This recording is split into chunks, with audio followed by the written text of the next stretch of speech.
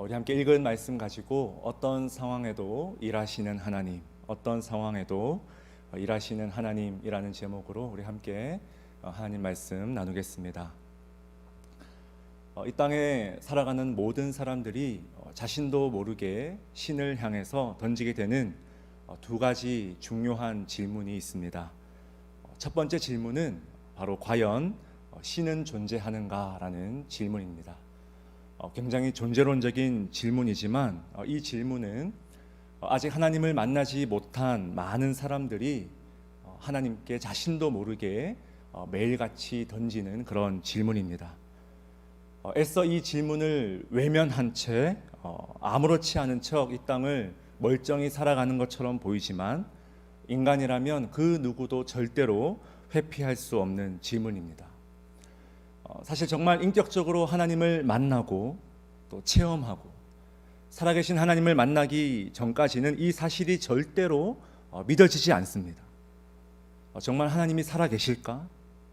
정말 그분이 나를 사랑하셔서 나 대신 십자가 지시고 정말 이 땅에서 죽으시고 3일 만에 부활하셨을까?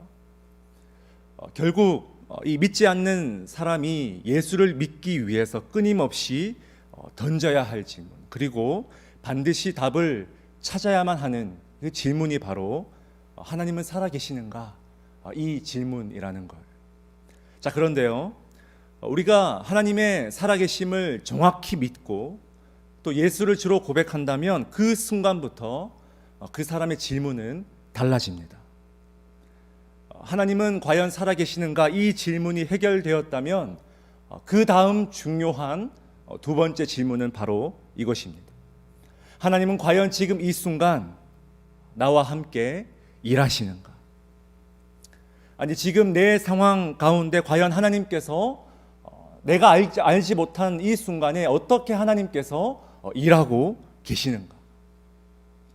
아마 이 질문은 우리가 신앙인이라면 평생 하나님께 기도하고 물어야 할 질문이 아닐까 생각이 됩니다. 한번 해결받고 끝날 성격의 그런 질문이 아니라는 거예요. 우리는 코로나 팬데믹을 통해서 그 어느 때보다 이 질문을 많이 던져왔고 또 앞으로도 당분간 계속해서 앞으로 이 질문을 던지게 될 것입니다. 하나님은 지금 이 상황에서 어떻게 어떤 방법으로 일하고 계시냐는 거예요.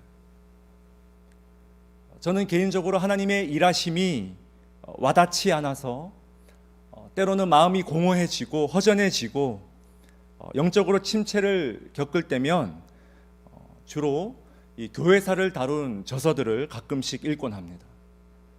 지난 2000년간 쉼 없이 일하셨던 그 하나님의 섭리와 일하심이 너무나 뚜렷한 그 이야기들, 역사의 조각들을 마주할 때면 다시금 힘이 생기고 어떻게든 하나님을 의지함으로 이 상황을 돌파해야겠다는 마음을 개인적으로 다잡곤 하는데요. 그러다가 얼마 전에 최근에 제가 일제시대 때 벌어진 그 신사참배에 관한 이야기를 그 자료를 한번 보게 되었습니다. 여러분, 통계 자료였는데요. 신사참배가 시행될 당시에 우리나라의 기독교 인구가 무려 37만 명이었다고 합니다. 37만 명. 여러분, 어마어마하죠. 선교사님들의 그 헌신으로 여러분 영적으로 척박한 그 조선 땅에 불과 복음이 들어온 지 1, 20년 안에 일어난 일입니다. 자, 그런데 이 신사참배는 두말할 필요도 없이 영적인 우상 숭배였어요. 여러분, 이 자리에 앉아 계신 여러분 같으면 어떡하겠습니까? 신사참배를 할까요? 아니면 당당하게 거부할까요? 결코 쉽지 않은 그런 문제죠. 여러분, 이 당시에 수많은 그리스도인들이 스스로에게 질문했을 거예요. 하나님, 지금 일하고 계십니까? 하나님의 인도하심이 대체 어디에 있습니까? 하나님, 지금 우리의 앞길을 여전히 변함없이 쉼 없이 동일하게 비추고 계십니까? 과연 여러분, 이 37만 명의 기독교 인구 중에 신사참배를 여러분 몇 명이나 거부했을까요? 퍼센테이지로 계산해 볼까요? 여러분, 37만 명의 10%는 3만 7천 명이죠. 1%는 3,700명이죠. 0.1%가 370명이에요. 자, 여러분 과연 몇 퍼센트, 몇 명이나 신사참배를 거부했을까요? 저는 이 통계를 보고 과연 나는 신사참배를 거부할 수 있었을까라는 질문에 대한 확신이 완벽하게 사라졌어요. 실제로 여러분 아무리 많이 잡아도 37만 명 중에 신사참배를 거부한 그리스도인이 300명이 채 되지 않았다고 합니다. 무슨 말이냐면 한국인 전체가 아니라 기독교인 인구 중에서 겨우 0.07%만이 거부했다는 것. 여러분 놀랍지 않으세요? 채 0.1%가 되지 않아요. 0.07%. 이 통계를 보고 나니까 확신이 없어졌어요. 내가 과연 그 많은 목사들 중에 0.07%에 들 수 있을까? 여러분 이 당시의 기독교인들, 여러분 신앙이 어땠을까요? 정말 대부흥 운동이라는 세계 대부흥 역사에 기록될 만큼 엄청난 기적과 사건들을 직접 경험한 시대였습니다. 그런데 뭡니까? 지금 이 가혹하고 눈물 나는 이 시간 속에서 과연 하나님께서 일하고 계시는가? 정말 하나님의 이 상황을 외면하지 않고 주님 정말 살아서 역사하고 계십니까? 이 질문이 흔들리는 것. 이 질문에 대한 확실한 답을 내릴 수가 없는 거예요. 여러분 하나님의 일하심이 가장 의심되는 상황은 우리가 이성적으로 판단해 봤을 때 크게 두 가지 상황을 예로 들 수 있습니다. 첫 번째, 하나는 내가 아무리 노력하고 기도하고 애써도 절대로 변하지 않는 외부의 어떤 상황 때문에 하나님의 일하심을 의심할 수가 있어요. 신사참배를 거부해서 감옥에 갇힌 그 순교자들의 심정이겠죠. 아무리 순교를 하고 감옥에 갇히고 고문을 받아도 그 순간 달라지는 건 하나도 없어요. 절대 변하지 않는 외부의 환경 때문에 하나님의 일하심이 의심될 때가 있다는 거예요.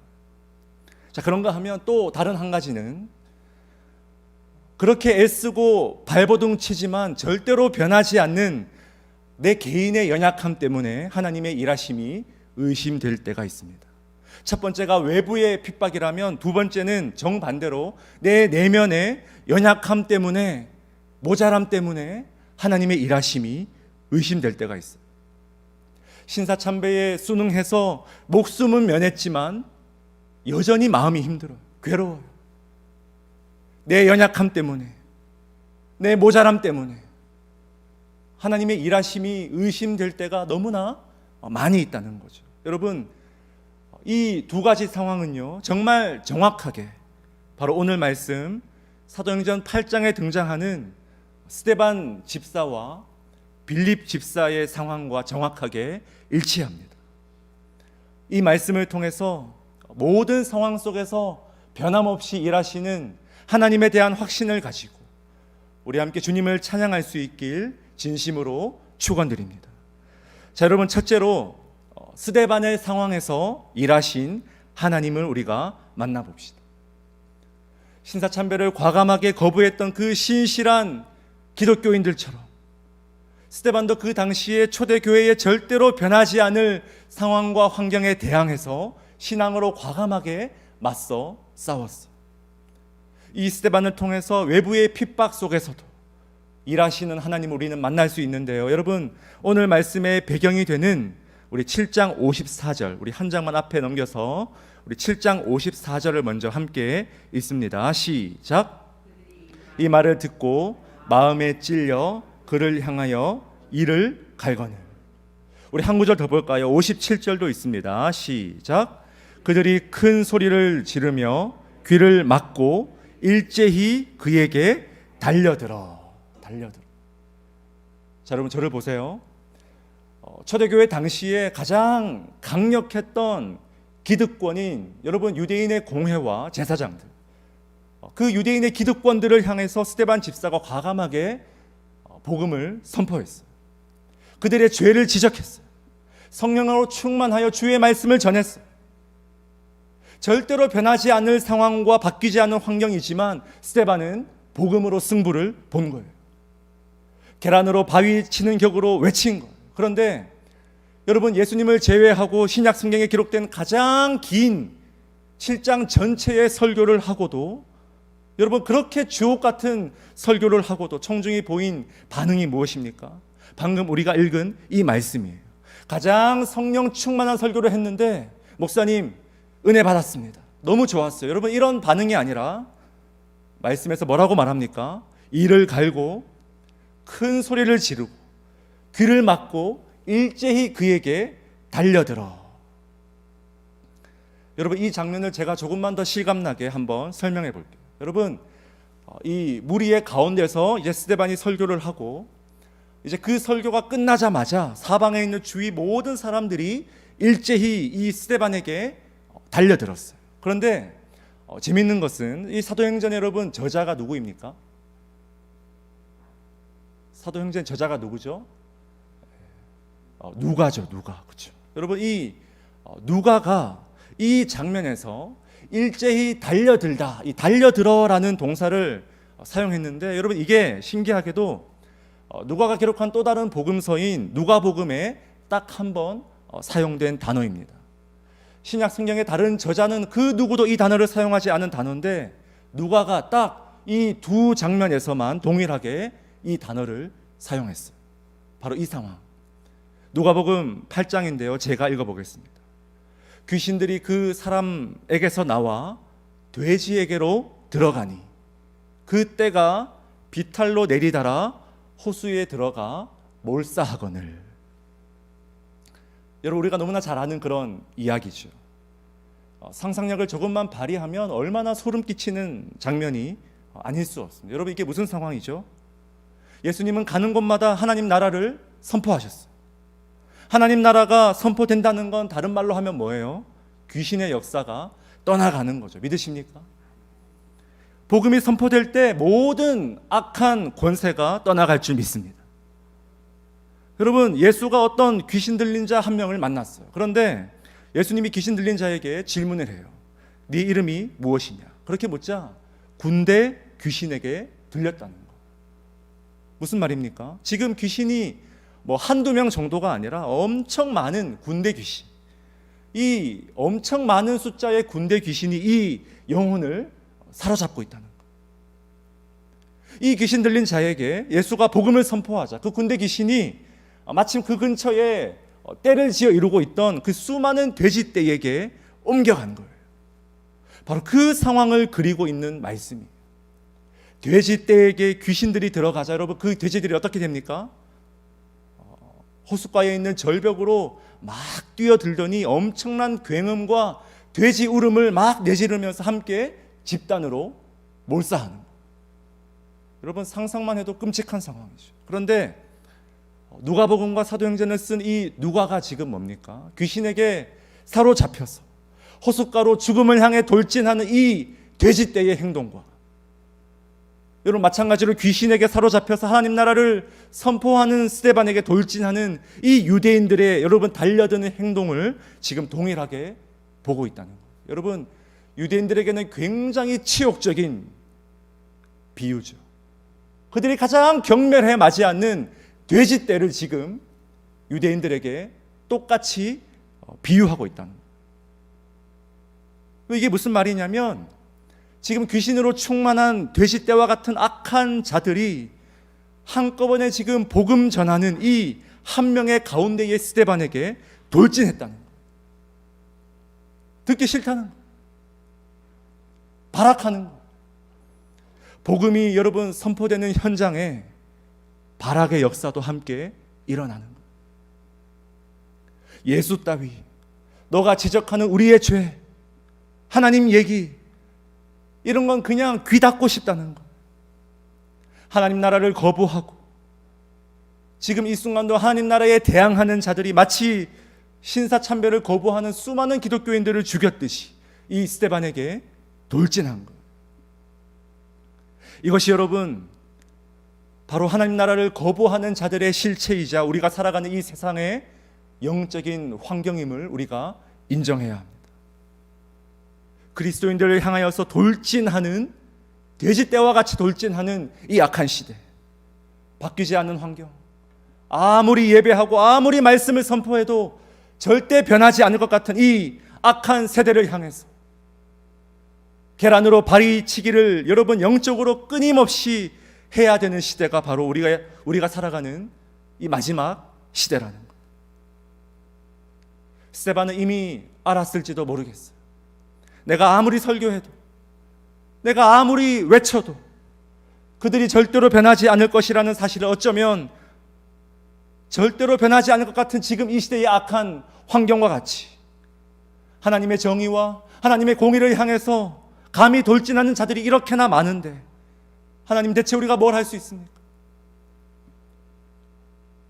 이렇게 고백하는 우리의 무력감과도 같아요.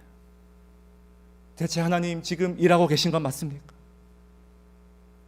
그렇다면 어떻게 이 스데반을 내버려 두실 수 있습니까? 어떻게 그를 향해 돌진한 이 돼지떼와도 같은 자들을 외면하실 수 있습니까? 그런데 여러분, 스데반의 순교 이후에 바로 그 다음 구절을 우리 함께 한번 읽어봅시다. 8장 1절인데요. 우리 함께 읽습니다. 시작. 사울은 그가 죽임당함을 마땅히 여기더라. 그날에 예루살렘에 있는 교회에 큰 박해가 있어 사도 외에는 다 유대와 사마리아 모든 땅으로 흩어지니라. 아멘. 여러분, 스데반의 순교를 시작으로 예루살렘 교회의 큰 박해가 본격적으로 시작됩니다. 그러자 예루살렘 교인들이 전부 흩어졌어요. 우리 4절 말씀도 한번 읽어볼까요? 4절입니다. 시작. 그 흩어진 사람들이 두루 다니며 복음의 말씀을 전할세. 아멘. 여러분, 제가 이 흩어진이라는 이 단어의 원래 의미를 한번 찾아봤어요. 그럴 리가 없는데 정말 허무하게 흩어지기만 한 것일까? 그런데 바로 이 단어에 여러분 놀라운 의미가 담겨 있어요. 여러분, 흩어지다라는 이 단어에 아주 놀라운 의미가 담겨 있는데 바로 씨를 뿌리다라는 뜻이 담겨 있어요. 씨를 뿌리다. 봄철에 여러분 민들레 씨가 허공에 흩날리는 그 장면을 한번 지금 떠올려 보십시오.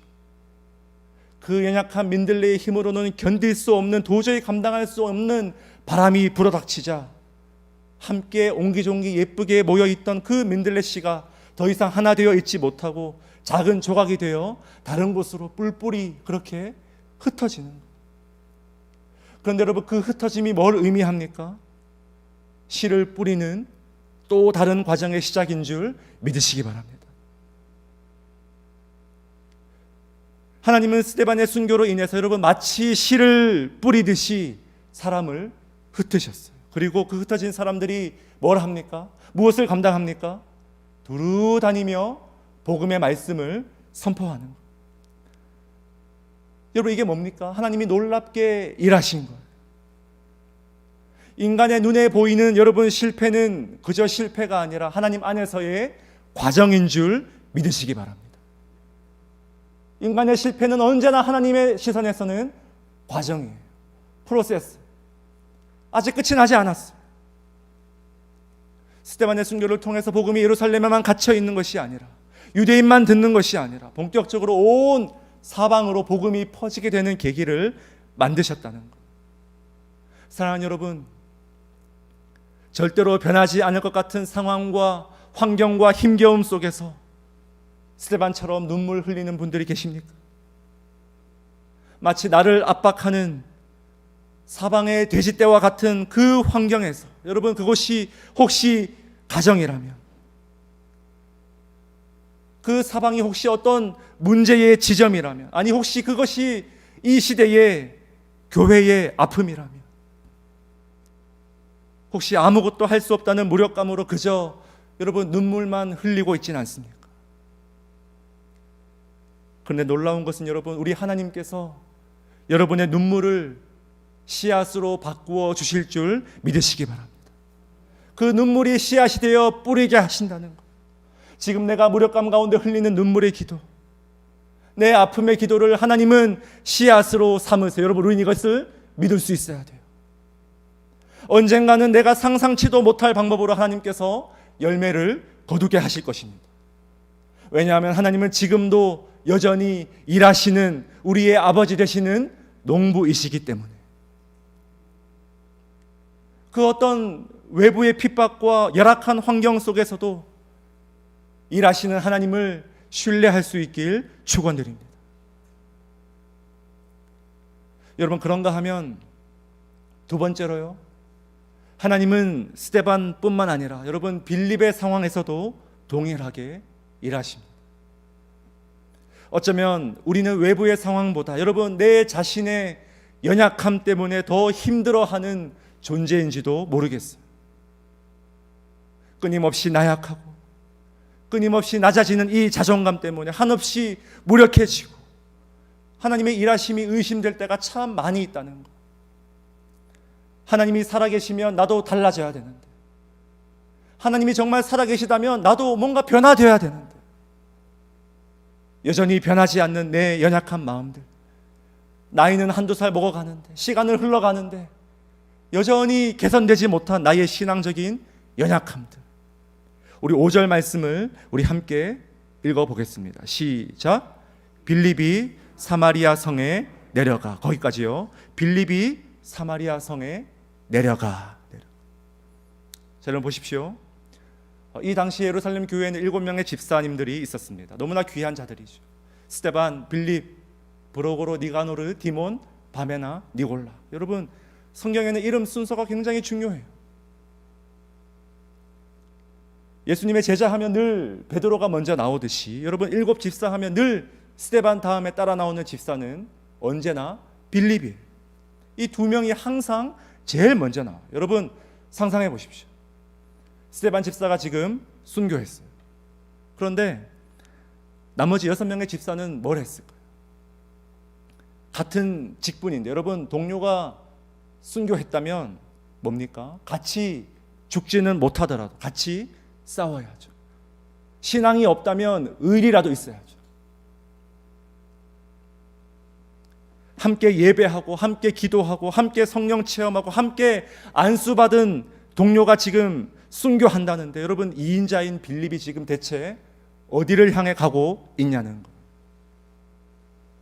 여러분 놀랍게도 빌립은 사마리아로 내려갔어요. 왜 사마리아로 갔을까? 여러분 성경을 우리가 조금만 이 역사를 이해한다면 이건 이상한 거예요. 스데반을 죽인 그 유대인들이 절대로 가지 않는 땅이 있어요. 바로 사마리아 땅이에요. 유대인들은 여러분 사마리아를 문자 그대로 개처럼 취급하기 때문에 어떤 일이 있더라도 목에 칼이 들어와도 절대로 사마리아 땅은 접촉 자체를 그 땅을 밟지를 않아요. 부정해서. 그런데 빌립은 자신이 유대인임에도 불구하고 굳이 사마리아로 내려갔어요. 스데반을 죽인 그 돼지떼들을 피해서,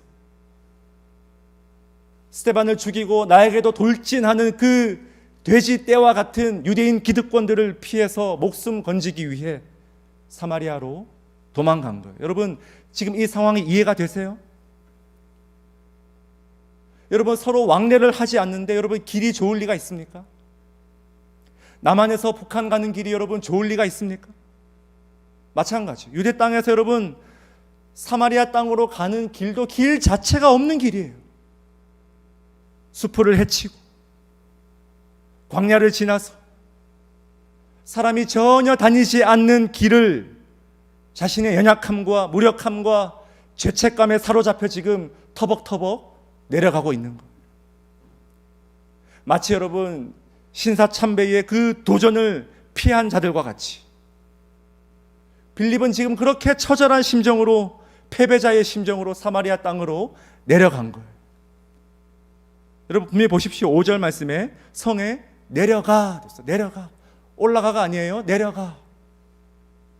마치 아브라함이 하나님의 부르심을 외면하고 가나안 땅을 떠나서 기근을 피해서 애굽으로 내려가 할 때 그 내려가. 함께 순교하지 못하고 배신했다는 무력감, 동료를 먼저 떠나보낸 죄책감, 아무것도 할 수 없는 그 무력감, 이렇게 살아서 뭐합니까? 주님, 나 같은 게 무슨 집사입니까? 나 같은 게 무슨 성도입니까? 나 같은 게 무슨 목사입니까? 나 같은 게 무슨 엄마며 아버지의 자격이 있습니까? 대체 이렇게 살아서 주님, 내가 뭘 할 수 있습니까? 여러분, 우리가 하루에도 수없이 느끼는 그 무력감, 그 감정으로 빌립은 사마리아로 지금 내려간 거예요. 자, 여러분, 분명히 빌립은 패배자의 심정으로 도망치듯이 사마리아로 내려갔는데 너무나 놀랍게도 하나님은 여러분 그 땅에서도 일하셨어요. 우리 직접 성경의 증언을 한번 들어봅시다. 우리 5절부터 8절까지 우리 함께 있습니다. 5절 시작. 빌립이 사마리아 성에 내려가 그리스도를 백성에게 전파하니 무리가 빌립의 말도 듣고 행하는 표적도 보고 한 마음으로 그가 하는 말을 따르더라. 많은 사람에게 붙었던 더러운 귀신들이 크게 소리를 지르며 나가고 또 많은 중풍병자와 못 걷는 사람이 나으니 그 성에 큰 기쁨이 있더라. 아멘. 여러분 믿으십니까? 하나님이 다 하셨어요. 빌립은 울면서 그 땅에 들어갔는데 하나님은 그 성에 큰 기쁨을 허락하신 줄 믿으시기 바랍니다. 빌립은 돼지떼와 같은 귀신들이 무서워서 사마리아로 도망갔는데 오히려 하나님은 빌립을 통해서 그 사마리아 땅에 있는 귀신들을 떠나가게 하셨어요. 빌립은 실패자요 패배자로 내려갔는데 하나님은 그곳에서 그 땅에서 빌립을 승리자로 만들어 주셨다는 것. 더욱 놀라운 것은요, 여러분, 예수님의 그 놀라운 예언이 스데반도 아닌 바로 이 연약한, 무력한, 자존감이 낮은 이 빌립을 통해서 성취되었다는 것. 오직 성령이 너희에게 임하시면 너희가 권능을 받고 예루살렘과 온 유대와, 여러분 그 다음 뭡니까? 사마리아. 이 사마리아 땅의 놀라운 하나님 나라, 너무나 연약하고 두려웠던 여러분 이 빌립이라는 한 집사님을 통해서 하나님은 친히 이루어 가시더라는 것. 잠깐 여러분 신사참배가 두려워서 도망갔지만 다시 주님께 회개하고 엎드린 수많은 목사들과 성도들을 통해서 놀랍게 한국교회가 다시 세워졌듯이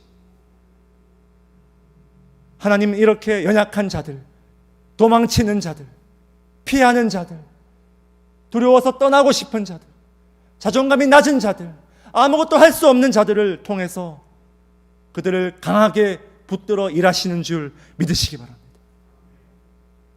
사랑하는 여러분, 우리는 때때로 말로 고백할 수 없는 내 연약함 때문에 너무나 부끄러운 아무도 알지 못하는 나만의 문제 때문에 힘겨워할 때가 있습니다. 도망치고 싶을 때가 분명히 있어요. 이렇게 살아서 뭐합니까, 주님?